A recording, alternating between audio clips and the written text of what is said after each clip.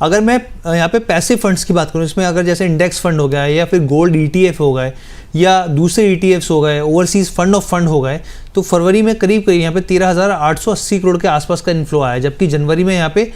काफ़ी ज़्यादा था, 40,000 करोड़ के आसपास था, यानी कि यहाँ पे कमी देखने को मिली। और ख़ासतौर पर अगर मैं गोल्ड ETF की बात करूँ फरवरी महीने में, तो आप ये देखिए 5,255 करोड़ का ही निवेश रहा है, जबकि जनवरी में हम लोग जब सब देख रहे थे गोल्ड और सिल्वर किस तरीके से भागे थे, तो 24,000 करोड़ के आसपास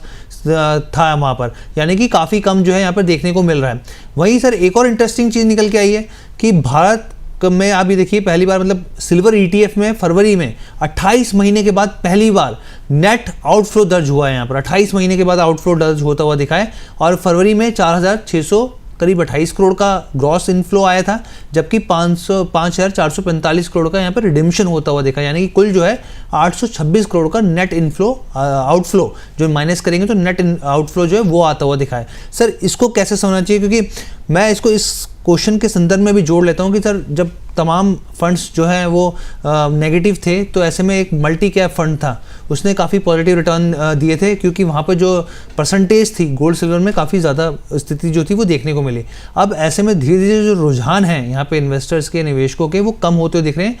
आउटफ्लो के तौर पे जो देखने को मिल रहा है, इसको किस लिहाज से समझना चाहिए और यहाँ पर कैसे रणनीति बनानी चाहिए यहाँ पर, जो निवेशक जो है खासतौर पर मल्टी कैप में इसलिए आए हैं जो गोल्ड और सिल्वर में निवेश करते हैं।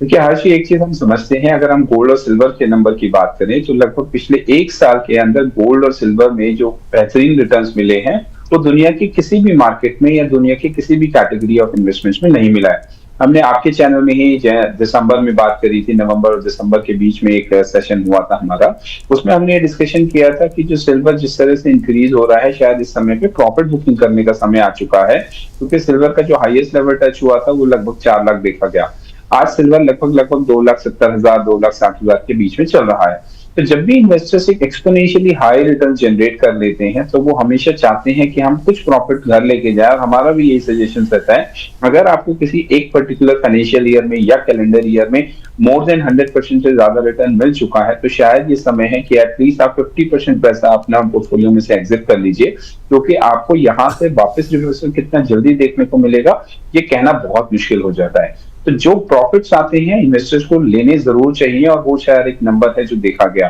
दूसरी तरफ अगर हम बात करते हैं गोल्ड की, गोल्ड ने भी इतना रिटर्न दिया है, गोल्ड का लगभग 1 साल का रिटर्न जो है वो मोर देन 80 to 100% रहा है। उसमें भी काफी सारे लोगों ने अपने पोर्टफोलियो से पैसा एग्जिट करा। उसका एकमात्र रीजन यही रहा है कि जब भी गेन्स आपको मिलते हैं तो आपको पार्शियली प्रॉफिट बुकिंग अपने पोर्टफोलियो में करनी चाहिए। 100% आप कभी भी बाहर नहीं आते हैं, क्योंकि आपको लगता है कि हमेशा हो सकता है यहाँ से मेरी गलती कर दी, अगर मैं जल्दी एग्जिट कर गया तो जो मुझे रिटर्न्स और मिल सकते थे वो शायद नहीं मिलेंगे। तो इसीलिए गोल्ड और सिल्वर से एक तरह से एग्जिट बनती भी थी और लोगों ने की भी है। अब बात आती है अगर इक्विटी मार्केट्स की, तो इक्विटी मार्केट्स पिछले 1.5 साल से, जब से डोनाल्ड ट्रंप का प्रेसिडेंटशिप जब से उनकी आई है, तब से मार्केट में वॉलेटिलिटी इंक्रीज हुई है, स्पेशली आईटी कैटेगरी और ऐसी रिस्पेक्टिव कैटेगरी जो कि यूएस में या ग्लोबल मार्केट्स में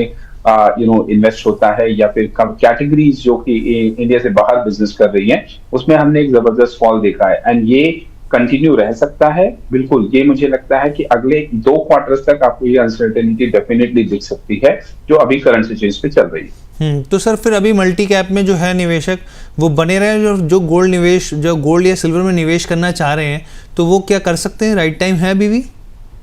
देखिए बिल्कुल, गोल्ड एंड सिल्वर में जब भी आप इन्वेस्टमेंट करते हैं तो एक सिंपल सा स्ट्रैटेजी फॉलो करिए। एक साथ लमसम पैसा कभी मत लेकर आइए। आपको मंथली इन्वेस्टमेंट करना चाहिए। आप अपने सारे पैसे को किसी डेट फंड या लिक्विड फंड में रखिए या आर्बिट्राज फंड में रखिए, और वहां से आप अपना मंथली पैसा गोल्ड और सिल्वर में इन्वेस्ट करना जरूर शुरू करिए। और एक चीज और साथ में देखने वाली जरूरी है हर्ष, अपने पोर्टफोलियो का कितना % गोल्ड और सिल्वर में इन्वेस्टेड है। एज एनालिस्ट भी कहते हैं और हम लोग भी सजेस्ट करते हैं, अगर आपको एक ऑल्टरनेटिव एसेट क्लास में पैसा इन्वेस्ट करना है, गोल्ड या सिल्वर में आप लेना चाहते हैं, तो आप 10% गोल्ड में या 10% सिल्वर में पैसा रखिए। इससे ज्यादा पैसा आप अपना गोल्ड एंड सिल्वर में मत रखिए, ताकि ऐसा ना हो कि आपका पैसा काफी लंबे टाइम तक स्टक हो जाए और आप उसमें रिटर्न्स ना बना पाए। बिल्कुल, और सर ने जो बात कही बिल्कुल, यहाँ पर देखिए कई 7 साल ऐसा हुआ है जब सिल्वर में 0% रिटर्न रहे हैं यहाँ पर। अब जो है वो साइकिल घूम के आती है यहाँ पर, तो उसका असर ज़रूर देखने को मिलता है यहाँ पर। लेकिन इस चीज़ को जो सर जो रणनीति बता रहे हैं उसको आप ज़रूर फॉलो कर सकते हैं यहाँ पर।